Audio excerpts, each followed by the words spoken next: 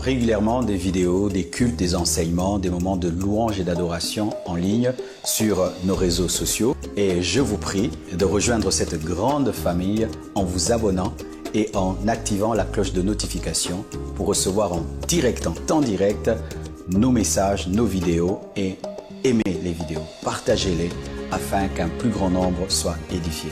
Que Dieu vous bénisse. Amen. Salut ton voisin, ta voisine, souhaite la bienvenue dans la présence de Dieu. Je demande au pasteur des extensions de vous asseoir devant, je veux vous voir. Amen. Tous les pasteurs des extensions, asseyez-vous devant s'il vous plaît. Alléluia. Soyez les bienvenus à cette école du ministère de la conférence Équilibre. Le Seigneur m'a mis à cœur que nous puissions avoir des écoles le matin pour les hommes de Dieu et le soir des plénières pour les enfants de Dieu. Donc spécifiquement, particulièrement, le matin, nous parlons aux serviteurs de Dieu, aux ouvriers, aux ouvrières. Alléluia. Nous sommes bénis d'avoir déjà le bishop Ivan parmi nous. Acclamons le Seigneur. Welcome. Amen.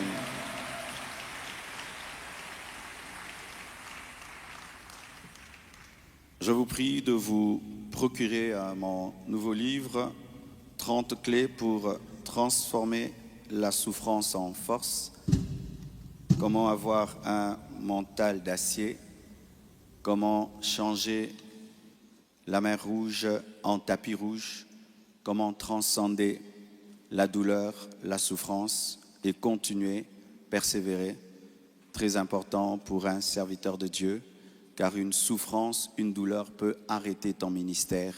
Mais comment tu peux continuer à servir Dieu et guérir d'une douleur? Je vous prie de vous procurer ces livres. Il sera dédicacé le samedi. Aujourd'hui, je prie le Seigneur qui m'aide à ne pas vibrer. Alléluia. Comme c'est une école, j'aimerais vraiment parler posément aux serviteurs de Dieu et faire un partage d'expérience. On pourra vibrer le soir. Amen. J'aurais même aimé avoir une chaise. Comme ça, je vous parle clairement, calmement.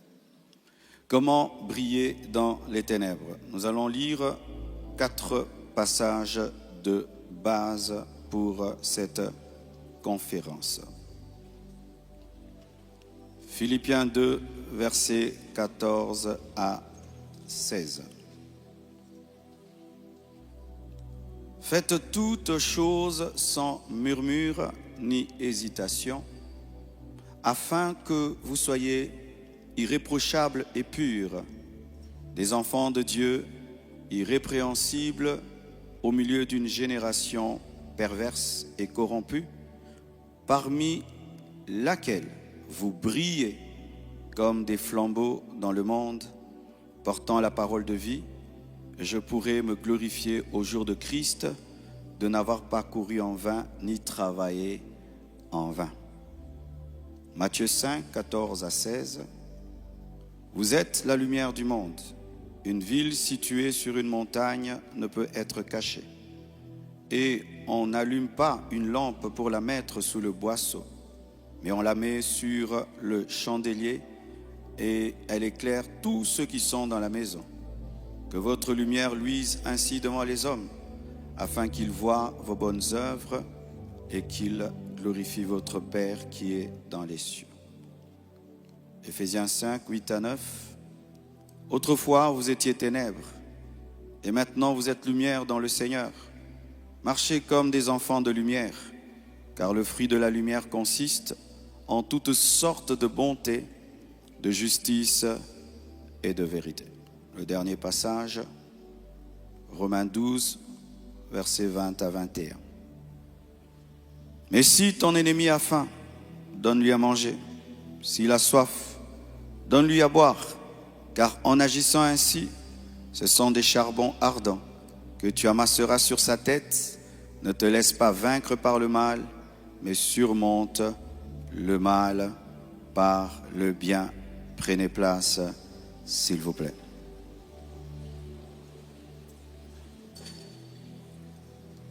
Comment briller dans le ministère malgré les ténèbres?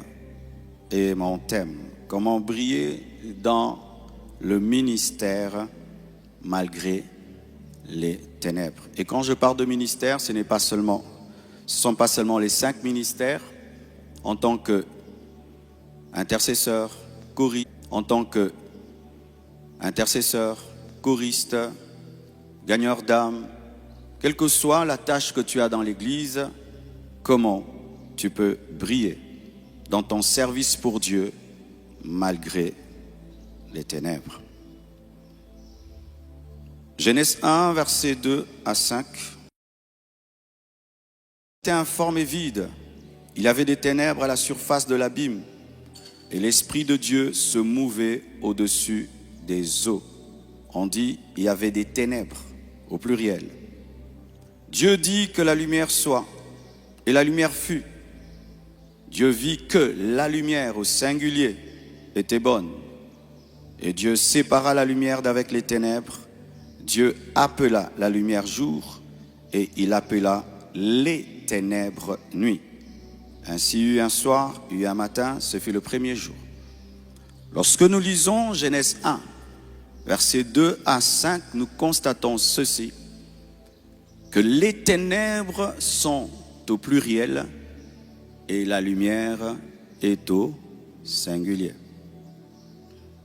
Pour éclairer les ténèbres, Dieu n'a pas eu besoin des lumières.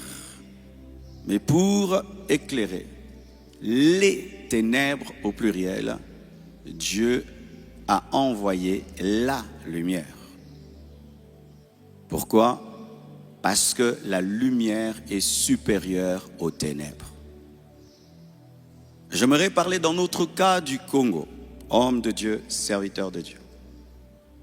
À force d'entendre ce que le diable fait, les sorciers font, sans que tu le saches, étant un serviteur de Dieu, tu peux commencer à croire que les ténèbres sont supérieures à la lumière. C'est ainsi qu'on a des hommes de Dieu qui ne croient pas qu'un sorcier peut être délivré. Qu'il y a des cas impossibles. Ce cas-ci, impossible. Pourquoi? À force d'entendre parler des ténèbres, on commence à croire que les ténèbres équivalent à la lumière, alors que la Bible dit les ténèbres et la lumière. Regardez encore. Jean 8, verset 12. Jésus leur parla de nouveau et dit: je suis la lumière du monde. Celui qui me suit ne marchera pas dans les ténèbres, mais il aura la lumière de la vie. Encore, la lumière, les ténèbres. C'est pourquoi Moïse n'est pas allé avec plusieurs bâtons. Il y a eu un seul bâton de Moïse contre plusieurs bâtons de magiciens. Il y a eu un seul serpent de Moïse contre plusieurs serpents de magiciens. Et le bâton de Moïse a avalé les bâtons des magiciens et le serpent de Moïse a avalé les serpents des magiciens. Dieu t'a appelé à être la lumière pour envahir et avaler les ténèbres. Un homme de Dieu qui va dans une ville, il est le seul et il y a 1000 sorciers est plus puissant que 1000 sorciers. La lumière, les ténèbres. Donne-moi la main. Ce qui fait qu'il n'y a pas un territoire impossible pour un serviteur de Dieu. Je répète, il n'y a pas un territoire impossible pour un serviteur de Dieu. Parce que ce sont des ténèbres et toi tu es là.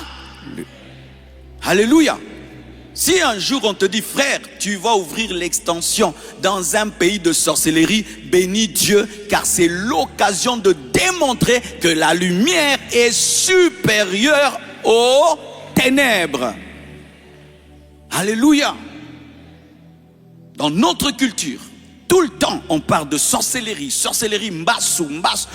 À force d'entendre, tu entends, on lui a donné un mbassou, on l'a mangé, on l'a ceci. Tu commences à croire en la puissance des ténèbres et tu ignores la puissance élevée de la lumière, car celui qui est en toi, la lumière, est supérieur à celui qui est au dehors de toi, les ténèbres. Les ténèbres ont besoin de s'assembler pour combattre la lumière. Mais la lumière, elle seule, j'avais dit j'allais pas vibrer. La lumière, elle seule est capable de les avaler. Alléluia. Si ici on met le noir remplit tout cet immeuble, il suffit seulement qu'on allume une seule lampe pour que la lumière jaillisse. Mais voici une vérité. Au commencement, lorsque Dieu a créé, on dirait qu'il y avait préexistence des ténèbres sur la terre avant la lumière. Les ténèbres étaient déjà là. L'Esprit de Dieu se mouvait et Dieu dit. Cela révèle la nature de l'humanité. Alléluia. Dans la dimension de la lumière, la lumière a été avant les ténèbres parce que Dieu est avant les ténèbres. Mais pour ce qui est de la race humaine déchue, les ténèbres ont précédé la lumière. Mais les ténèbres ne régneront pas toujours. C'est pourquoi après que les ténèbres soient manifestées, Dieu parle et la lumière vient et la lumière anéantit tout ce que les ténèbres ont accompli. Le Seigneur nous envoie vers des hommes qui ont d'abord expérimenté les ténèbres avant d'expérimenter la lumière. Mais même s'ils ont expérimenté les ténèbres avant la lumière qui vient après est capable d'avaler les ténèbres. C'est pourquoi la Bible dit, dans Jean 1, verset 1, 5, au commencement était la parole, et la parole était avec Dieu, et la parole était Dieu. Elle était au commencement avec Dieu. Toutes choses ont été faites par elle, et rien de ce qui était fait n'a été fait sans elle. Elle était la vie, et la vie était la lumière des hommes. La lumière luit dans les ténèbres, et les ténèbres ne l'ont pas reçue. Mais à ceux qui l'ont reçue, à ceux qui croient en son nom, elle a donné le pouvoir de devenir enfants de Dieu, lesquels sont nés non du sang, ni de la volonté de la chair, ni de la volonté de l'homme et de Dieu. Au commencement de tout, c'était la lumière. Et lorsque le diable a amené la rébellion dans l'univers, il a amené les ténèbres. Et influençant l'homme, il l'a amené dans les ténèbres. Mais cette lumière qui était au commencement est revenue afin d'anéantir les ténèbres. Et tous ceux qui ont reçu cette lumière sont devenus enfants de Dieu, donc enfants de la lumière. Tu es fils de la lumière. Tu es enfant de la lumière. Tu n'es pas enfant des ténèbres, tu es l'enfant de la lumière et tu es appelé à briller, à briller, à briller, à briller, à briller. Après ta nouvelle naissance, tu dois briller parce que tu es fils de la lumière. Mais ainsi donc, aucun homme ne naît dans la lumière. Tous les hommes naissent dans les ténèbres et doivent rencontrer la lumière. C'est pourquoi nous devons prêcher l'évangile. Nous devons présenter la lumière, présenter Jésus. Car même si un homme est bien éduqué, l'éducation n'est pas la lumière. Même s'il est civilisé, la civilisation n'est pas la lumière. La lumière est une personne, la lumière c'est Jésus. Et il faut présenter Jésus pour que les vies des hommes soient éclairées, transformées, changées et que les ténèbres soient anéanties.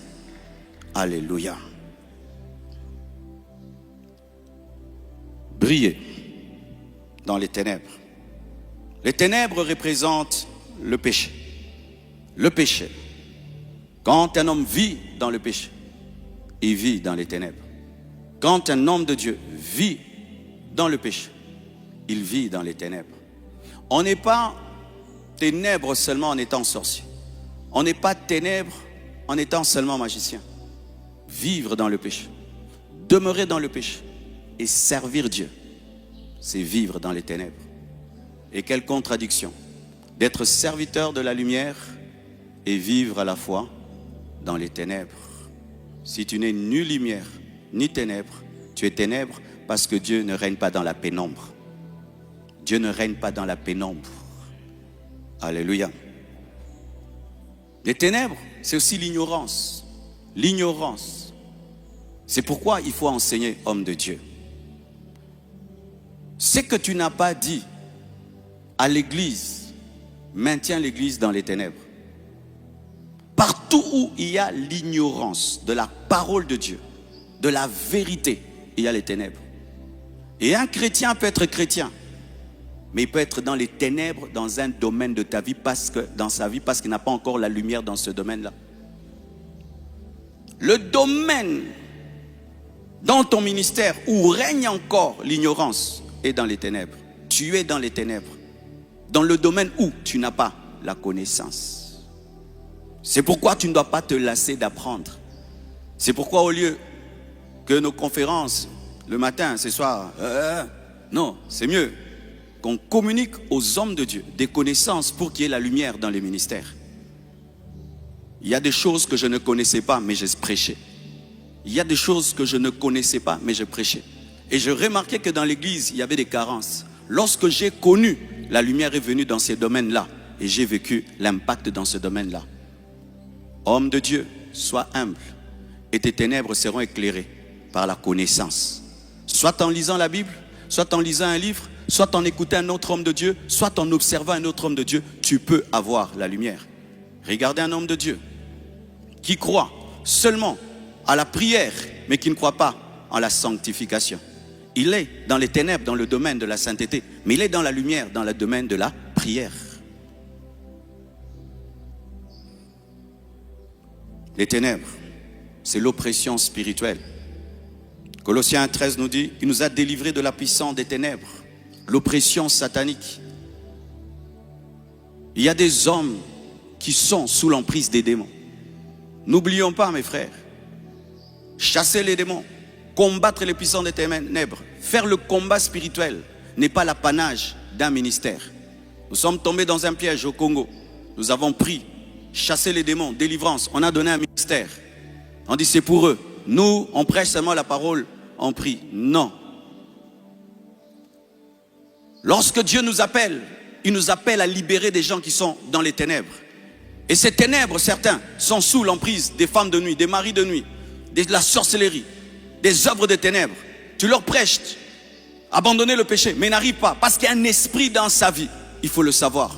C'est pourquoi ne vous lassez pas de chasser les démons, de prier pour des délivrances, de combattre les puissants des ténèbres et d'être conscient que dans le ministère, il n'y a pas que les hommes, il y a aussi des esprits impurs qu'il faut soumettre à l'autorité de la lumière. C'est pourquoi tout homme de Dieu doit opérer dans le combat spirituel. Alléluia. Tout homme de Dieu doit opérer dans le combat spirituel. Parce que les ténèbres, c'est aussi la domination satanique.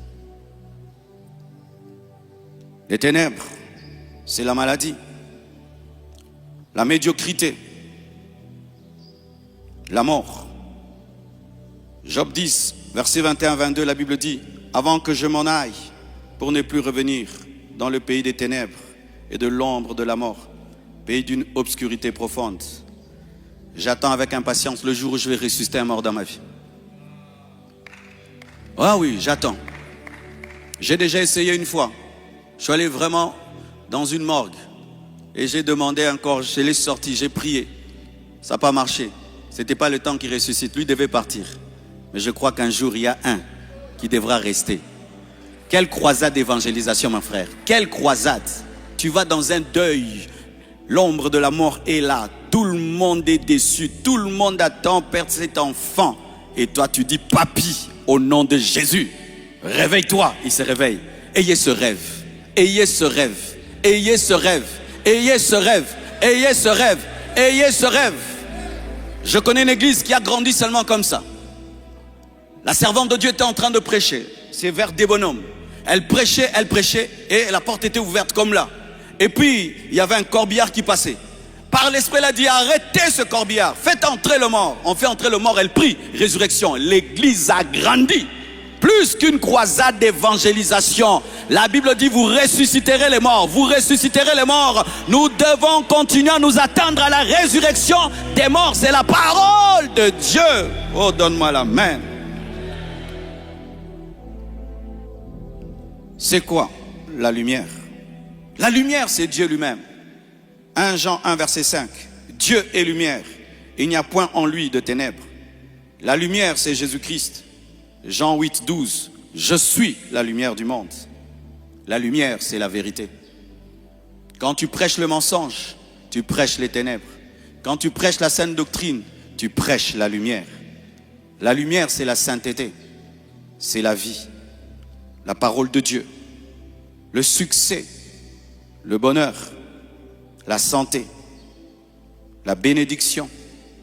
L'excellence. La lumière.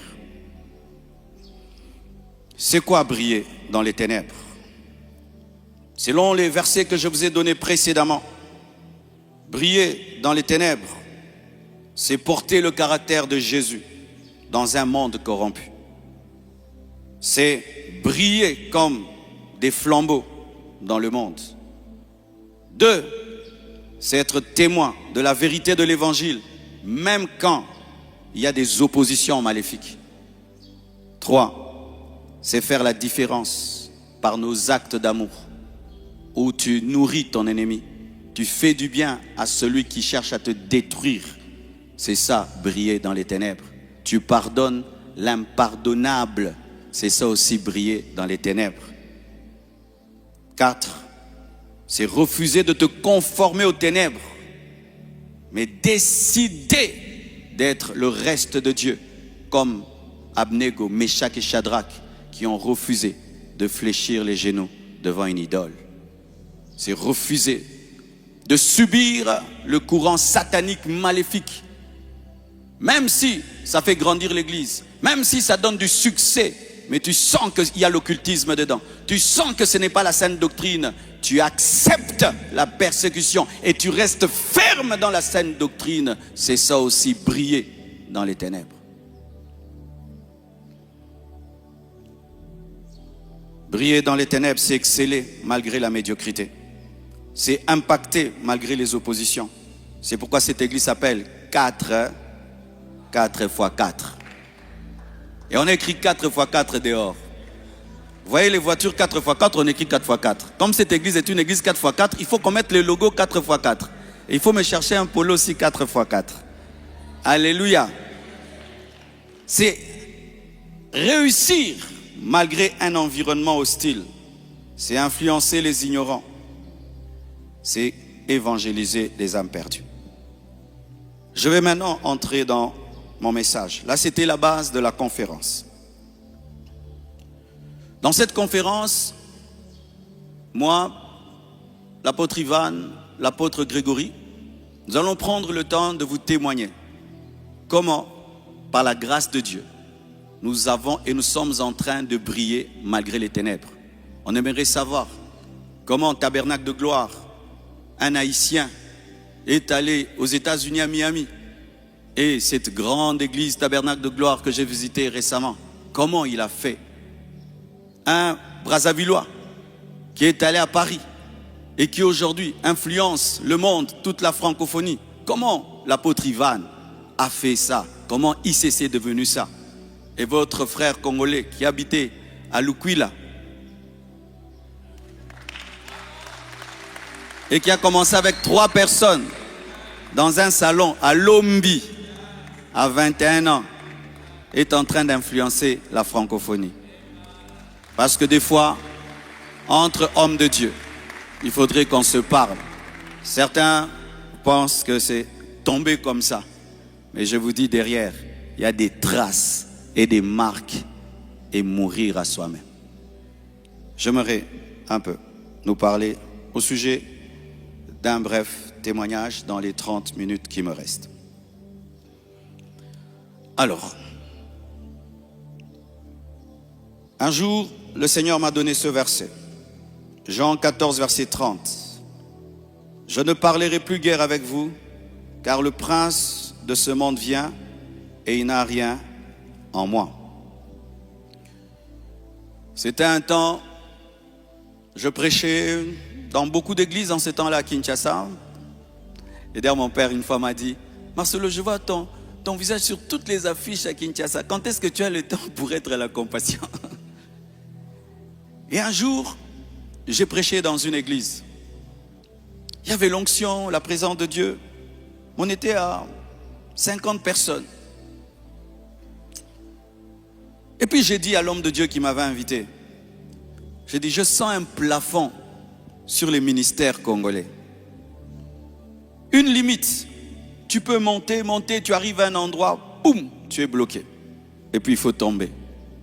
Un scandale, division, rébellion, maladie, prison, empoisonnement. Et on s'est habitué à voir ça. De sorte que quand on voit quelqu'un monter, on attend qu'il tombe. Et même quand tu fais le ministère, tu attends le jour de la fin. Tu attends qu'un jour que ça s'arrête. Comme une bulle de savon qui, quand elle grandit, elle finit par éclater. Et c'est injecté dans le subconscient de beaucoup de serviteurs de Dieu congolais. On s'attend. Et aussi, on se complaît au statu quo. C'est toujours comme ça. C'est toujours comme ça, tout le monde fait comme ça, ben c'est comme ça, le pays, le Congo, tu vois, on accepte. Et j'étais comme ça. Un jour, le Seigneur m'a dit, non, tu peux briser ce plafond. Et il m'a donné le verset. Il a dit, le prince de ce monde vient, mais il n'y a rien de lui en moi. C'est-à-dire, il ne faut pas qu'il y ait les ténèbres en toi, si tu veux vaincre les ténèbres. Il m'a dit, voici ce qui arrive dans ta nation. Les principautés maléfiques qui influencent l'église, la politique et tout le reste. Et il m'a expliqué. Il m'a dit, cherche en toi ces choses et tue-les, enlève-les, alors tu perceras. Mais tant que ces choses seront en toi, tu ne peux pas percer dans les ténèbres en ayant les ténèbres. Et il m'a montré un esprit de médiocrité, toléré, accepté. Il m'a montré un esprit d'orgueil, de suffisance, ou même tu ne sais pas, mais tu refuses de t'humilier et d'apprendre. Il m'a montré un esprit de superficialité où on est dans les apparences, mais on n'est pas dans les choses substantielles. Il m'a montré un esprit de dictature, de mauvais leadership, dominant sur les autres, établissant des règles pour les autres, mais jamais pour soi-même. Il m'a montré un esprit d'impudicité, de perversion qui est en train de détruire les églises, de détruire et limiter les ministères. Il m'a montré un esprit de mégestion, de cupidité. Et puis il m'a dit, cherche ces choses en toi. Et s'il y en a chez toi, enlève-les. Frères, nous tous, nous connaissons l'histoire de notre pays. Des grands généraux de Dieu ont fait 10 fois, 100 fois plus que nous. Des choses extraordinaires. Mais tu regardes après. Après tu regardes. 1, 2, 3, 4, 5, 6. Quand j'ai